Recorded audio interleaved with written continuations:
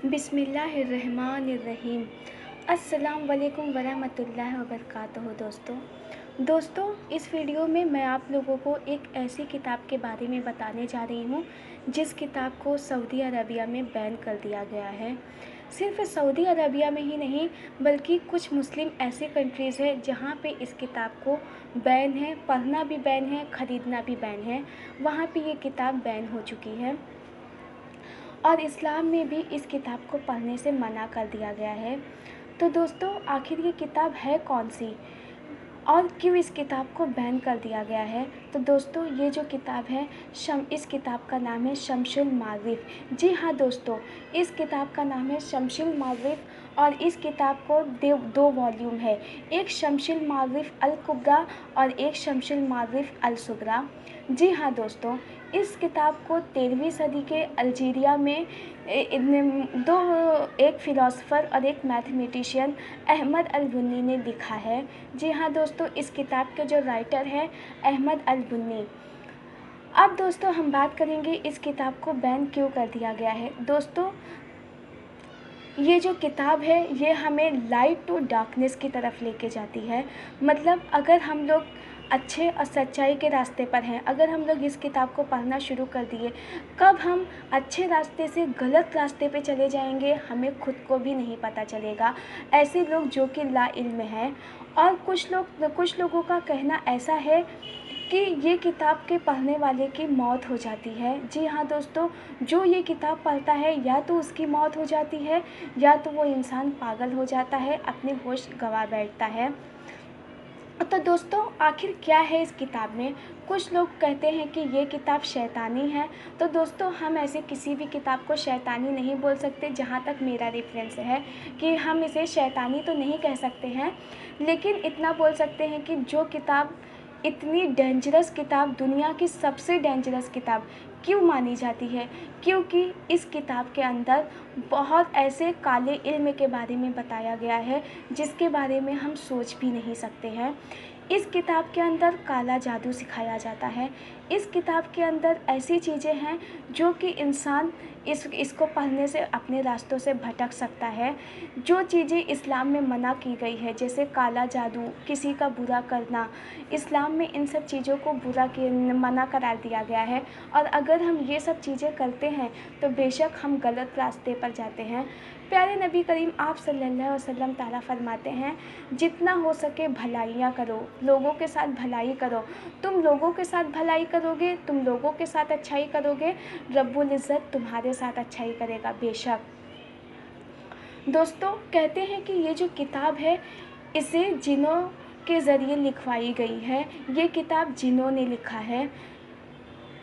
और इस किताब की अगर हम लोग बात करते हैं तो इस किताब के अंदर 40 डिवीज़न्स हैं। जी हाँ दोस्तों, इस किताब को 40 डिवीज़न्स में बांटे गए हैं। जो अल-बुन्नी ने इसे 40 डिवीज़न में बांटे गए हैं।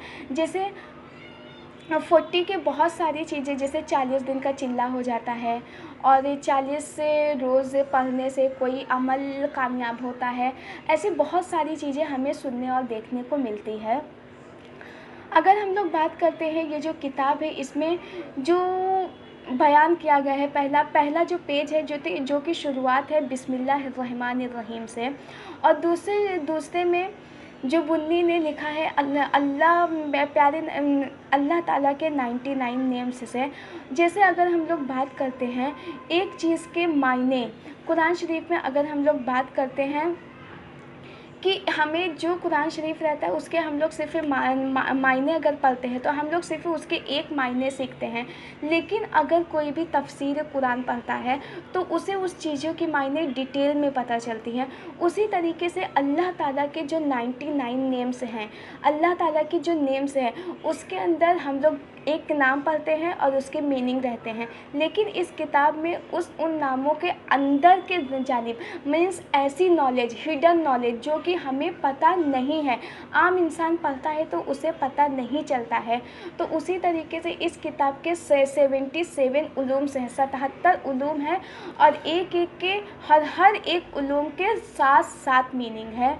उसी तरीके से इसमें जैसे कि हम लोग जानते हैं कि जो बुन्नी थे वो एक मैथमेटिशियन, तो उन्होंने मैजिकल स्क्वायर्स हो गया और नंबर्स का कॉम्बिनेशन हो गया, अल्फ़ाबेट हो गया। जैसे अल्फ़ाबेट्स में हम लोग उर्दू के कुल अल्फाज, अरबी के कुल अल्फाज, ये सब सारी चीज़ें इसमें बताई गई है कि कैसे आप स्क्वायर्स को अलग अलग हिस्सों में बांट कर कैसे आप जादू कर सकते हो।